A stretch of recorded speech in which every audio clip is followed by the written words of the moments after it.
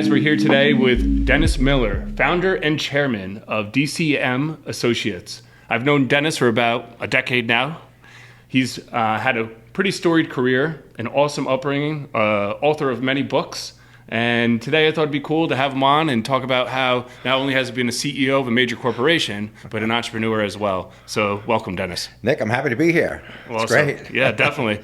So, one of the first things that we always talk about here, being in a bar, as we are, is about what you like to drink. And I think you may be the most unique one that we've had so far. Tell us a little bit about what you decided to drink today. I think the world's largest Diet Peach Snapple drinker.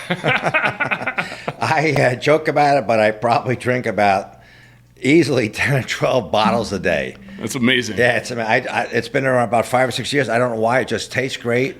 And do you have to go to 7-Eleven every time you drink this? Or No, we get them delivered to the house. Yeah. We get cases. We get like 6 or 7 cases delivered like every 6 days or something. That's amazing. Do you have the same UPS guy or FedEx, or does it? The Stop and Shop. Does he have like amazing biceps? Yeah, the Stop and Shop. Stop and Shop driver just but with COVID, they used to bring them upstairs into our 3-story townhouse, but now they just bring them downstairs. Oh, then you get a little workout. I get my housekeeper to go down. That's awesome.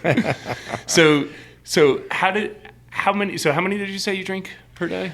I probably drink 10 to 12. So there's got to be some type of routine that you have to drinking these. Yeah, it's just, I don't smoke cigarettes. I did, 100 years ago when I came out of high school, maybe for a year. I drink very little alcohol, but if I want to, I'll have a cocktail at dinner, maybe if I'm out, not at home. I've seen it. And it's just something that refreshes me. I'm like not hypoglycemic, but I'm almost like that. So it's just a refresher. It just tastes good. And my wife keeps telling me you got to drink water. I say, well, it tastes like water. This tastes like Diet Peach Snapple. So every time you've come to our office in the last decade, it was always we have to have it on hand. We used to go around the corner to the 7-Eleven. Exactly. Yep. Run and get it ourselves. Yeah, I just and I came out of a meeting here before, and I had Diet Peach Snapple. Yeah, that's awesome. So you came in, and now they switched to these plastic bottles. What are your thoughts on plastic versus glass? Well, nothing tastes good in plastic. Not really. I mean, it's, if it's cold, you want it in glass. Yeah. It's I'm not a beer drinker, but you don't want to drink out of a can. Beer. Yeah, you'd rather out of a can or out of a plastic bottle. You want a cold bottle that's been in the refrigerator. Yes, agreed. But at the end of the day, it's fine, good for the environment, whatever. It's just is it better? I guess. I don't know. It's good if you got to take the recyclables downstairs. Okay. Plastic is a lot lighter than carrying like 100 bottles of glass. A lot less noise when the wife is sleeping too. Yes, exactly. But if you got to take it downstairs to the recycling center in your house, then so plastic is okay. It works out. It's fine. All right. Well, so we'll challenge Snapple to see if they have a guy that's. If you got a guy that drinks 12 a day. Yeah. Who drinks more than Dennis Miller? Exactly. So it's like that's 84 bottles a week. Think about that, right? That's a lot. What comes in a case? 12. 12. All right. So that's how you get to the 7 or 8. 168 in 2 weeks. Oh man. All right. So think about it. That's a lot of Snapple. That's like 300. You must love this stuff. I love it. It's great. Wow. Yeah. You might as well have married it. Now my wife. One drink for the rest of your life. I like my wife better than Snapple. So, Dennis, tell us a little bit about DCM Associates. Yeah. What you guys do there, and we met a decade ago when you were sole proprietor, right? In the last 10 years, you guys have evolved a lot. So, kind of start us where, and just so you know, we have entrepreneurs and a lot of people that want to be entrepreneurs listening to this. We have also marketers that are understanding how to grow a business. Right. So take us a little bit through how you started and how that evolution went over the last. How long has it been, by the way? I'm into my 17th year. Okay. So I'll be glad to go into everything, but I had a 25-year career in the medical hospital world. I ran a major medical center at the age of 38. I was president and CEO of a major medical center at the age of 49 and had a lot of success. And in between that, I was a corporate executive for a publicly owned company and ran their healthcare consulting practice in greater New York area and the Mid-Atlantic. So I've got a lot of experience with sort of business development. Yep. When I decided that it was just time to do something else here, people that I knew said, Dennis, 2 or 3 people that I trusted said you should have your own business. I said, I like that idea. I mean, I'm sort of an entrepreneurial guy, good-hearted, but I wasn't sure what the business was going to be. And I thought about these different ideas. And then one day, one of the last things I did, and I was president of the medical center, was I built a beautiful cancer center. One-stop shopping, waterfalls, yoga, the whole thing was right there. Amazing. Yeah, it was terrific. And so I went and had a meeting one day with the woman that was running the American Cancer Society, because we had a little affiliation with them. And she said to me, she goes, I never get, she says, well, and how'd you build your board, and how'd you raise all that money, and how'd you build your brand, and how'd you build this stuff in the community? She was like, I don't know how to. And it was like an hour and a half in her office. It's a true story. Her name is Robin Alba. She works with the Salvation Army now, I believe. And I went outside. It was like a thunderbolt, like Mary Puzo in The Godfather. It was thunderbolt. It was just idea. I said, that's what I'm going to do. I'm going to commit my life to helping these organizations that help people, these nonprofits.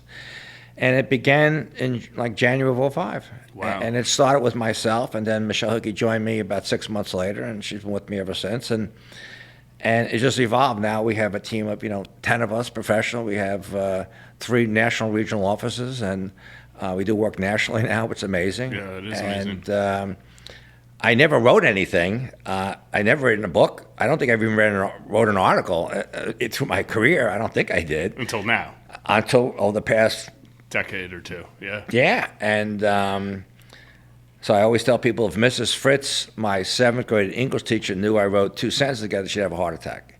If she knew I wrote 5 books, she'd have a triple heart attack and go back. And so I wrote my first book, A Guide to Achieving New Heights, The 4 Pillars of Nonprofit Leadership, and it evolved. And then 5 years ago, I wrote in my autobiography, which I'm happy to talk about, Moppin as a CEO, which is being republished. It's out now. And I've written, dozens and dozens of articles and things like that. So I'm in a good spot. I like what we do. We're well regarded at what we do, and so we do 2 major things. Yeah, I was going to get to that. Thank you. Yeah, Appreciate we do executive search for nonprofit leadership around the country. So CEOs, COOs, or a C-suite position, and usually in behavioral health care, children and family services. We'll do a lot of work in the intellectual development disability world. A lot of work for trade associations, chambers of commerce. That's our big piece. And we'll do COO work mostly. But we also have what we call the Center for Nonprofit Leadership and Board Performance. So we do have a tremendous amount of executive leadership board assessment tools, CO performance tools, leadership board tools, 360 perception assessments, online courses, how to become a high-performing board, how to become a high-performing team. And one of our newest colleagues is a gentleman that I've known for 20 years, Alan Weisberg, and Alan was the J&J's Chief Learning Officer. And was the head of human resources for Ethicon, one of J&J's biggest company. I've known Alan for a long time, and so he brings a lot of coaching experience for us, as I do. And so we do a lot of that work with boards and leadership, and we do a lot of executive search, and they kind of go hand in hand together a little bit. So talk to me about what came or what had happened was we had this conversation when you were leaving corporate America with someone, and they said, how did you build such a great board? So it kind of evolved into, hey, I can consult on because there's people out there and they're like, how do I start a company, right? How do I start a service that people are going to purchase? So you had that lightning bolt. So then what happened next? How do you get but a couple things. But but before that light bulb went off, I had the same thing a lot of people had. What do I do? Yeah. So I thought, okay, so all these companies that want to sell the hospitals, the medical centers, all the architects, the construction people, all those people, companies that want to sell, I said, oh, I'll represent them and be their marketing arm because I know all the CEOs. Gotcha. But then I realized, but after, and all the CEOs were my friends. It's like colleagues. It's like Major League Baseball. They all know each other. Football, they all know each other. And I said, but after a while, like after the second phone call, I'm going to become like a vendor. And then I said, I really don't want to be doing that. I want to be. And actually, the first year or so, it was a colleague of mine named George Albany. He's a great guy. He used to be the Commissioner for Human Services under Governor Kane here in Jersey. Said, why don't you come here for a while, open up some doors for me? And I said, fine. But then I said, I don't want to just open up doors for George. I want to open doors for myself. So then the idea hit me about, people ask me for my advice, and I'm giving it to them. I realized that can be turned into a business. Yeah. But it was my passion. It wasn't just an idea about business. It was a passion. Right. And so I realized the strength I had in both my business world experience and my life experience, and little by little, I just started off with that. And I do remember this, Nick, for your listeners, I remember I don't know how it happened, but my name and an article was in the front page of the business section of Region around here. And, Dennis Miller, former hospital CEO, starts a nonprofit consulting company. And somebody called me, and I think they thought I was nonprofit consulting, like giving it away for free. Right. And I said, well, they said, do we have to pay you? And I said, well, you don't have to pay me, but you got to pay my mortgage company. Wait, first of all, though, when you start a company, and everyone needs to know this, that is the first thing people think, is it free, or do I have to pay you, and how much? Can I be part of your portfolio? Like, and you have to start charging. But anyway, but in the beginning, what I did, because I was in an unusual situation of being able financially to take care of myself, right, and my family and everything. So, so the first time I did a workshop with somebody on their board, I did in return for a testimonial, and I remember getting the first written testimonial. Yeah. It was like huge, because now it's someone else talking about me. Yep. And then the second one, then I remember having three. So I'm like, oh my God, this is amazing. Yep. And it just really went from having that, yep, working really hard, but finding, and then, finding your kind of niche. But it didn't, it kind of happened somewhat overnight, but not exactly. yeah. And so a couple of trials and errors, and it grew the way it is today. Yeah, it grows, right? So then, So, and we did the same thing here. It started with like logo design. And then, of course, websites were a big thing. So we needed website design. And then there was people that were like, well, show me a website that you built before. And all I was like, showing was a website I built in high school. So I was like, you know what, I'll do this one on the cheap for you. Yes. So I can have something in my portfolio. Absolutely. And then we built the first website. And we do that a lot still. If we start a new service, it's like, well, can we start it inexpensive, get a portfolio, and then build it from there, so. And my attitude's been the same. I always tell people, I'd rather have $10,000 jobs and try to get 180 and don't get it. Yeah, right. I mean, even though I've done well in my life, I grew up, I guess, with a certain level of financial insecurity, so I still think I'm broke. Right, yeah. Even if I'm not. Yeah. And so I always like to do the work. Yeah. The work is almost, for all of us in our group, I mean, everybody gets paid and they do well, but the work is actually what we enjoy. Yeah. So you evolved into now over 10 employees. So how did you get these 10 people on your team? Now, what are the services mostly consist of now, and how did it get to this? Because this is an evolution for sure. Because when we started, it was me and pretty much Michelle Hickey. Sole proprietorship. And so it was pretty much myself and Michelle, who's been, people joke and say, I say, Michelle's been making me look good for 16 years, but then someone said, yeah, but she's been working for me for 25 years, took a while to make me look good. Exactly. Michelle's been fantastic. And then what happened, just that it was like, okay, so the work I got, what you eat, you kill, something like that. And that's maybe not a great term, but it got to the point about 5 years ago. Well, you have to kill it, then eat it. Exactly. Yeah. Kill it, then something like that. Yeah. What you kill, you eat, whatever. Don't disclose all my mental issues at this point in time. But it's sort of like I'll believe it when I see it. So, I see it when I believe it, something like that. And so I just knew that I needed more help than just what I could do and what Michelle could do. And I began to just put a word there. And then the colleague that I did, work for years ago, named Joe Duffy, he was former president of Catholic Charities. He was also an executive director of the largest drug rehab place during that period of Catholic Charities. He spent 20 years in the hospital business, and I reached out to Joe, and so Joe sort of came out of retirement, so to speak, and then it just kind of grew like that. Right. I was looking for people that, that were experienced and had the ability to do the work, and I would generate the business. And today, I generate 100% of the business, as sort of the rainmaker, what they call it. A lot of it's attributed to the work that you and your team at Krause does for us. That's really helped tremendously. Appreciate that. And it absolutely works. And it's little by little. So then, then you brought on different people, and it went from Michelle and I and Joe, and then Michelle and I and Joe to Gregory Nielsen in Kentucky, and then and then Alan Weisberg, and then Susan Hastron, and then I don't want to leave anybody out, and then we get into Carol G and Debbie Donahue, and then Yvonne Stiles and Susan Hastron, if I didn't say it, and we just, and Tucker Glavin, and we just get into a whole group of people here. It works. So one thing that I think a lot of people don't understand is when you're running a business, things are going really well. and you need new hires, right? So now we talk about entrepreneurs that are looking to start compared to entrepreneurs that are already in business. Maybe they're at 2 hires, maybe they're at 0, they need their first hire, or maybe they're at 7 or 8, they need a couple more. From at least from my upbringing, which is definitely not as modest as yours, but where money just wasn't flowing and it wasn't just a bank. To me, it's always very nerve-wracking, and so you make that next hire, and it's always very. Remember this. I didn't have this.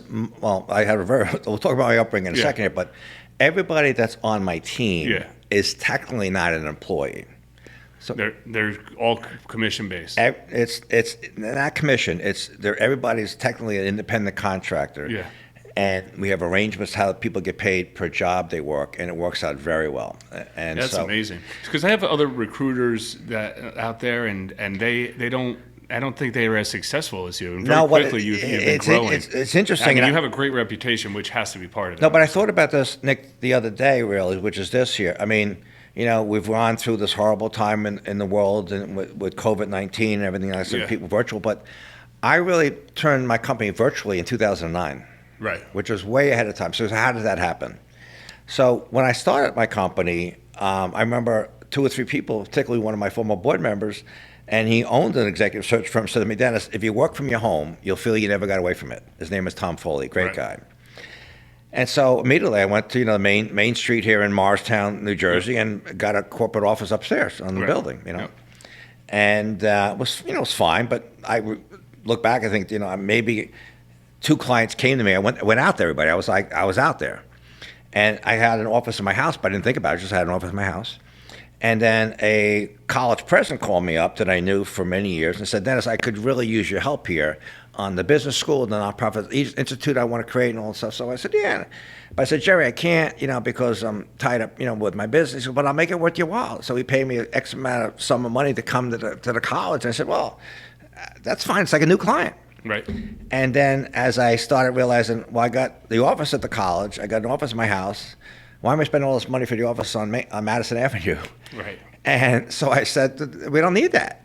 And so we were way ahead of time in terms of that. So we have a interesting model by itself, which I didn't give thought to until recently. We have a virtual company, basically. If people don't know it, we have a virtual company. Right.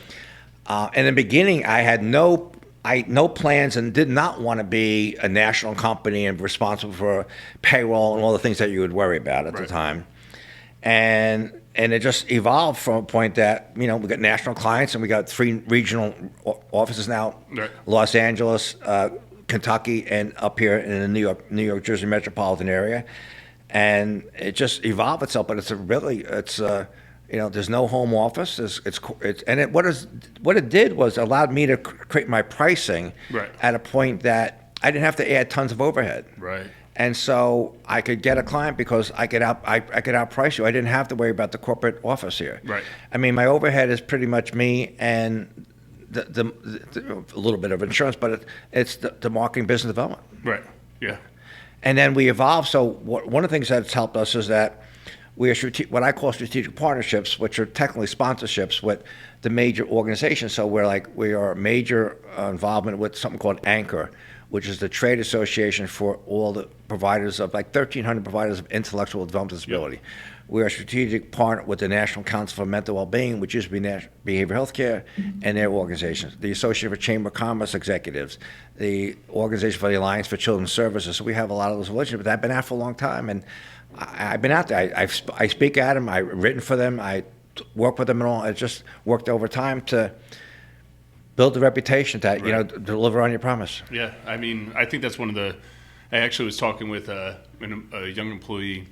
It's about a year or 2 ago, and I was telling him that one thing that you don't realize in your 20s is, and even your 30s, is all that work that you're doing to meet people and to show up and be behind what you say you're going to do will pay off for the rest of your life like you will not believe. I think a lot of people take that for granted. They're like, oh, I could hop jobs. Oh, I could show up here and I can get another one. Or I could say I'm going to do it and then maybe I don't do it. Yeah. And who's going to remember? Yeah. The thing is, every time it's almost like paying it forward in a way. Every time that you show up and you do what you say you're going to do, that will come back to you in spades in the future. And I think a lot of people don't think about that, but it completely does. When you are a person of your word, in your future, it really shows up. Yeah, and I think the hardest part for most people who want to have a business is having the self-confidence. Now, you could have worked for an organization for 20 years, say in marketing and sales, right, or something like that here, or been an executive. But then, how do you make the transition for you're not going to get paid every other Friday? So you're going to go out on your own here. Right. And I know people like that, and I'm helping them. But what it is that every small incremental task you have done builds a little bit of self-confidence. Yeah. And it's step by step by step. So it's not a grand thing. So here. that's actually a perfect segue. So tell me about corporate and how it prepared you to be a business owner. Tell me about maybe 3 or 4 things there's probably a few things you could look back on and be like, you know what, that made me the man I am today. And corporate helped me become a good business owner. Well, they work hand in hand together because I started out when I finished grad school at Columbia like 100 years ago in health administration, and I worked for a major medical center in New York City and a major public accounting firm at then called Ernst & Whinney, became Ernst & Young. I was on a consulting side and the other side, and those 3 years with Ernst & Whinney were fabulous years of learning about client services, business development, putting things on paper. Right. The yellow legal pads type of thing. That was great. A wonderful experience with that. And then I became, a chief financial officer, and that was a major change because I'm wanting a new job, and I remember applying for this one job, and my wife says, "Why are you applying for that job? You'll do that job with your eyes closed. Right. You'd be bored in 6 months." But I didn't want to go into New York City anymore. It was like an hour and a half in, hour and a half out. And I realized she goes, "But there's a CFO job down the street here." I don't know how she knew it, but and I applied and got the job. So, but then I spent, a lot of time with the hospital business, but then I left the hospital business and went into as a consultant and with a large company, which was then called Alexander, and became Aon Corporation. I was a lead guy with Aon Corporation. It's an international company. And I ran the kind of New Jersey and the greater New York and Mid-Atlantic kind of practices here. That experience of business development, but things that taught me, like examples. So I remember going to a hospital client. I know the CFO or the CEO, and I'd say, "Nick, how much are you spending for malpractice insurance to your broker?" He goes, "I don't know. It's in the premiums." I say, "You're spending $200,000 at him or her alone." He goes, "Really?" I said, "Yes. You're paying 8%. I said, "I'll do all this for you, but I'll put together a risk management program for you. We'll meet quarterly or monthly. I'll do it for $150." He goes, "You save me $50,000. I said, "Yes, done." So I learned those. So eventually, though, when I decided at age 49 that I wanted to go back into the medical center world, and I just kind of missed that environment, I brought different skill sets than a traditional hospital executive would bring. Right. Business development. And one thing I've learned, though, from the get-go, in any business, and particularly in the roles of running an organization or corporation or medical centers, this became a $250 million company. This is, 2,500 employees as a corporation. Okay. Yeah. The tax status may be a nonprofit, but it's a corporation. Right. I knew this intuitively, thank God, that I was only as good as the people around me. Yeah. And I do remember going to this hospital that I didn't realize it when they did the search and they reached out to me, but it had more financial problems than I could imagine and had a lot of patient satisfaction issues around. And I started making changes. And my assistant at the time, Marilyn Cruz, said to me, "Dennis, I know you have a heart of gold, but you're scaring the bejesus out of people because no one changed anything here in 100 years. I said, "Marilyn, if I don't make changes here, this place is going to go out of business." So what do I do? She goes, "Talk to the employees." So I created dialogue with the president. Now, wasn't lunch with the president or breakfast with the president because I don't think we could afford it. Right. But I had HR go out, range 20 employees at a time to come on down and meet with me in a conference room in the boardroom. And I listened to stuff, and I was astounded at how they were treated. Oh, wow. Lack of raises, lack of this, lack of this. I mean, just a woman said, "Dennis, I live 75 miles from here. If I don't come to this hospital for physical therapy for my son, they won't pay for it." That's crazy. "Mr. Miller, I haven't been given a raise." I remember this, like yesterday. "I have not been given a raise in the lab for 5 years." I said, "Why?" They said, "Because for Redline, you can only make so much money." I said, "That's fine when you have lab technicians, not when you have none." Right. So I really responded to them, and I sort of felt like I was in their shoes. I got it. I wasn't a big mucky muck. I didn't feel like a mucky muck. Right. So I think learning people matter. that, and in business, people matter and clients matter. Yeah. And if you treat people as you want to be treated, became my motto. Right. And I think that's what led to our success a lot of Yeah. it. No, I like that. I put it a little bit differently, just from a sports background, is just loving sports. I always look at the best teams are willing to pay up for the best athletes, right? Yeah. And the best athletes eventually leave if you don't pay up. Yeah. And of course, with a good culture and a winning culture, some of the best athletes are willing to take a little bit less as long as they're treated properly and they know that they're going to be in a winning culture, right? So I think it's pretty interesting to think about, like, and I think about it not, of course, as everyone as athletes, but just as the talent that they are associated with and how they could be part of this team. And it's important to make sure that they are valued. But to add to that, what I've realized even more now, and we do this in our coaching business, is how to attract, retain, and develop your current talent that we take it for granted. Right. Well, people take it for granted. Right. And the reason people leave, sometimes it's not because of money. Oftentimes, they don't feel there's an opportunity to move ahead. Right. And so the whole range of stuff about 100%. focusing about if people feel there's a career path ahead of them, Yep. and they feel connected and they feel listened to and cared for, they'll do better. So it's a lot of things in my life, lessons I've learned that have gone to being a successful hospital executive Yeah. and being a successful business executive. So it's from mopping floors to CEO. Yeah. So tell us a little bit about. I mean, I've been lucky enough to hear the story Right. from you, and the cool thing is it's actually in written word. Yes. You've published a book about Yeah. your story, and I think anyone that knows you would never imagine that you came from such a humble and modest upbringing. But tell us a little bit about what that book's about and a little bit about that story. Yeah, I kept the secret for a long, long time in my life until 5-6 years ago. And the story was that I was very abused, emotionally abused and physically abused, but very emotionally abused and by my dad, who was a very talented man, but he was I learned later in life, he certainly had serious personality disorders. He had gender identity issues. He was emotionally explosive. I mean, think about your mother would tell you, your father's coming home, you got to get out of the backyard. He doesn't want you playing on the grass. Okay. I mean, usually it's the opposite. Yeah, right. Get out of the street, play on the grass. Yeah.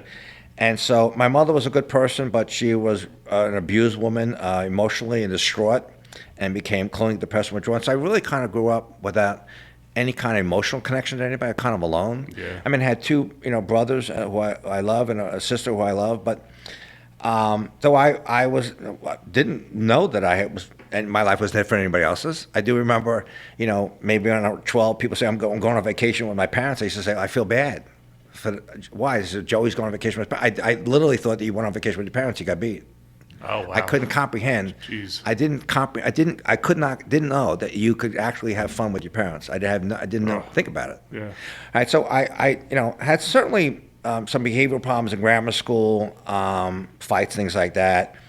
High school I did okay, but I was a decent athlete. Started on the varsity football team. It was my passion, playing football. I had to lead in the play. I was like the class clown. Wait, you the class clown? Yes. Yeah, I was all that. But I remember officially telling him, don't make me class clown because I thought my father would beat me. Literally, I thought that. So I grew up, though, and by the time I got out of high school, I really had huge dreams, but I graduated near the bottom of my high school class. I graduated 358 out of a class of 368. Oh, wow. I graduated, and so I got rejected by every single college I applied to. It was really embarrassing because my friends were going to Duke or Notre Dame or just Rutgers or any school. And it was very difficult and embarrassing not to get into any college. So anybody at the county college, there was a law. You had to go. I went to county college. I did fairly well. Actually, my first semester, I think I made the National Honor Society. So I did well. Always better in the fall than the spring. Spring was like, hey, it's warm out, let's go to the beach, But I graduated, and then it was during the Vietnam War, that era. I graduated high school in 68, 70. And so I just had so it became a difficult time for me trying to grow up. I didn't know how you grew up. And again, I just always felt very alone. And so I became, by the time I was 20, Nick, I just got extremely despondent, depressed, anxious, no connections at all. And I never thought I'd hurt myself, but I realized I wake up and I'm so anxious, I can't cope. So I begged my parents to take me to a private psychiatric hospital, which I did. I got admitted there, and my book starts off with that day. While I was there, the priest from our parish traveled about 50 miles to come visit me, who I didn't know, but he had such a calm demeanor about him. His name was, Father Gantley. His religious name was Don Gantley. His real name was Michael Gantley. And he just came to visit me, and I just remember thinking, wow, what a calm demeanor, what a calm man, what a nice guy.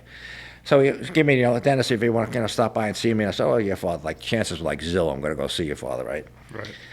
And I got out, I was 20, and I was almost, maybe 21. It was like an adolescent program, things like that. But, and so I went to some therapy session in New York City, came home more distraught. I just ended up ringing his doorbell and cried my eyes out. I just cried. First time ever, I just cried.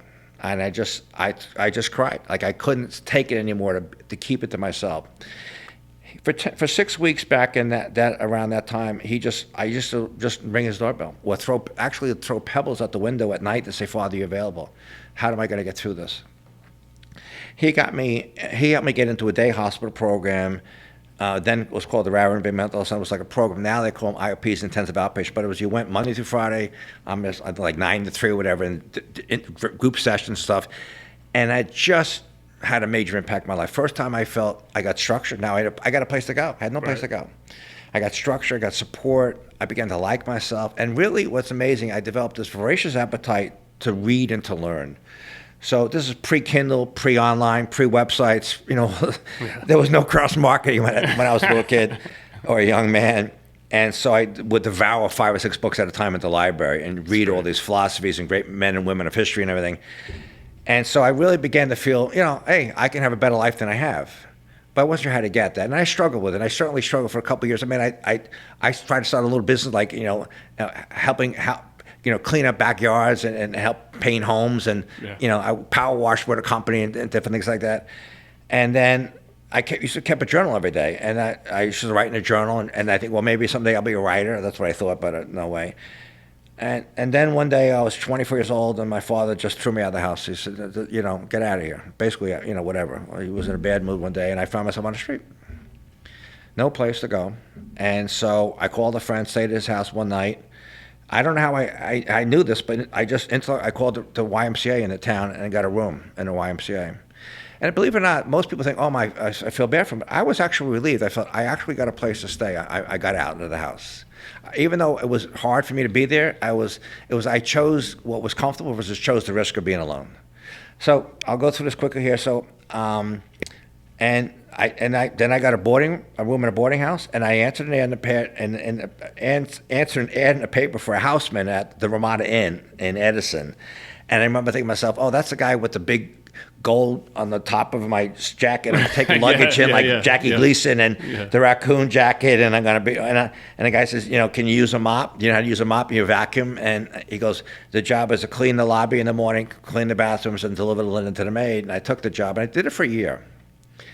And I didn't go to my 5th high school reunion because I was embarrassed. Yep. But I went, and but somehow again I had this inner voice with me. You can call it for whatever, God or something. And I said, Dennis, Dennis, you if you don't get an education, Dennis, you're not going to go anywhere. And I said, okay, smart Alec, how am I getting an education? I got rejected by every college. So I decided to write a letter to every college president in the state, the public schools, the state schools. And I wrote them all, and I got into Rutgers. Wow. And I graduated tops of my class. Wow. I graduated. So my wife's nickname me was Phi Beta because I graduated Phi Beta Kappa. She goes, how the hell did you graduate Phi Beta Kappa? Because she goes, you think this around the house, you can't figure out she knows you too well. You can't figure out a light bulb, Dennis, And then I started getting involved in health administration at Rutgers and internships. And then I remember this so well. I tried physical therapy for 6 months. I was a science major, went back to school. I did an internship, and I said, this is great work as in physical therapy, but it's not going to be for me. So now what do I do? And I took the Myers-Briggs, and you like flowers, eat flowers, sell flowers, and it said health administration. So I realized now I needed a graduate degree if I'm going to really do what I want. Yeah. And make a long story, I decided to apply. I tried Johns Hopkins at schools, and I said, are you a doctor? And I said, no, but I have a bachelor's degree. So I applied for Columbia University, School of Public Health Administration. And I never forget one day, I did the interview and everything, and I got this thick envelope. And I'm like, it's thick. I remember, like, it's thick. and all the rejection letters, like, one page, dear Dennis, why do you even apply to us? Too bad. And I remember this. I opened the letter up and it said, dear Dennis, congratulations, you're going to be a member, student of Columbia University. And here's a kid that didn't get into any college. Now I'm going Ivy League school. Ivy League. I remember running outside looking for someone to hug. So anyway, I went to that, went to Columbia and did well. But I also knew that I was going to need psychotherapy to help me be able to open up myself emotionally and stay in a relationship without running away, not being afraid about someone hearing about who I was and all that kind of stuff. And so I spent a decade or two in therapy. So even when I became president and CEO of the major medical that I left at, I was in psychoanalysis for like 10 years ago to move past the trauma and everything. And I remember being so embarrassed that if someone would see me in the waiting room, here I am, the president of the hospital, employing 2,400 people, but I didn't want anybody to see I thought this was a weakness. And then one day my therapist said, Dennis, it's okay to need me. You never had anybody in your life to rely upon. No one. Right. And it was like, it's okay? He goes, yeah, it's okay. And so I wrote the book, Moppin as a CEO, that talks about that journey, how I overcame a lot of stuff, and the lessons in life, dozens of life lessons I've learned about self-confidence and having a vision for your life and a whole range of stuff. And now it's been republished, it's coming out, it's out in the market on Amazon, everything. It's Moppin as a CEO. The subtitle is From Hopelessness and Failure to Happiness and Success, and how you can, if you want, overcome current obstacles or prior obstacles, but you got to be determined to do it. Mm-hmm. And the main thing was, you can't do it on yourself. You have to reach out for some help, friend, neighbor, religious figure, somebody. So, love that. Is there anything? I mean, first of all, amazing story. Like, honestly, one of the most amazing stories. It was one of the things that I was so excited to have you on about. Really, I mean, it is. I look back, I think, thank God it's already past me. Yeah, no, I mean, just unreal. No, really, I love that story. So, and it's not a story, of course. I mean, it's my true story. life. It's amazing. Yeah, think about it. I don't know. Is there anything that you tell yourself when, so you're still going, right? Like, you are just still looking to achieve. I mean, exhaustion and things have had to happen throughout your life that you want to quit. Like, for the people out there that maybe haven't gotten going or that are going and they just are still at the first step, is there something that you can give them that? Yeah, a couple of things. So one of the things that for me was, I liked this girl in high school. Her name was Linda Stokes. I asked for the prom, went to the prom. She was a wonderful woman, beautiful young girl. And someone came up to me one day and was teasing me. Missed your chance, Linda. No, I missed a chance. Teasing me that I gave her my high school ring. And because I was so insecure, I asked her for it back, which was terrible. Yeah. My heart broken. Yeah. So throughout all those years, I just sort of felt like I dreamed about someday having a wife, having a partner. Then because I went to Columbia and because I was in therapy, that's when I eventually met my wife Gladys, who we just celebrated our 40th wedding anniversary a few weeks ago. Congratulations. And that's a whole story to itself here. Went to a party, nurses party, and met her and her girlfriend, and met her, and 3 months got engaged, and 6 months got married, and people said, you're rushing it. Well, 40 years ago. Right. So I think the lessons that I give out in life, a couple of things here, do have a vision for your life, have a plan for it, but nothing's going to get you there but hard work. Hard work, perseverance. I can't tell how many times I've been knocked down again, get back up again like a fighter in the 6th round, 7th round, and then you get to the 12th round and you might win. Right. I got up and got up. I was so determined that I knew that I had one life, whether you believe that life came from God or from some whatever event, but I believed that I had this one life, and life's a gift, and I was never going to let that gift that I got for life go. Yeah. I was never going to let it go, and I was determined to make something of my life here. So when I look back and I think to myself, wow, I did pretty well. Yeah. The idea that, 20 years ago that I would have my own business I wouldn't think about it. The idea that I became an author was like, you got to be kidding me. I'm not a good student, Yeah. So a life lesson is a couple of things here is that, you can overcome any obstacle you want in life. Yep. But you can't do it by yourself. So talk to a friend and neighbor, ask for help. you can't do anything when you feel alone. You also got to realize that when you don't have the confidence, I failed almost every course in high school. How did I get A's? One step at a time. I realized I could do it and tried it, and then before you know it, I got an A in calculus. It was like, how did that happen? Because anyway.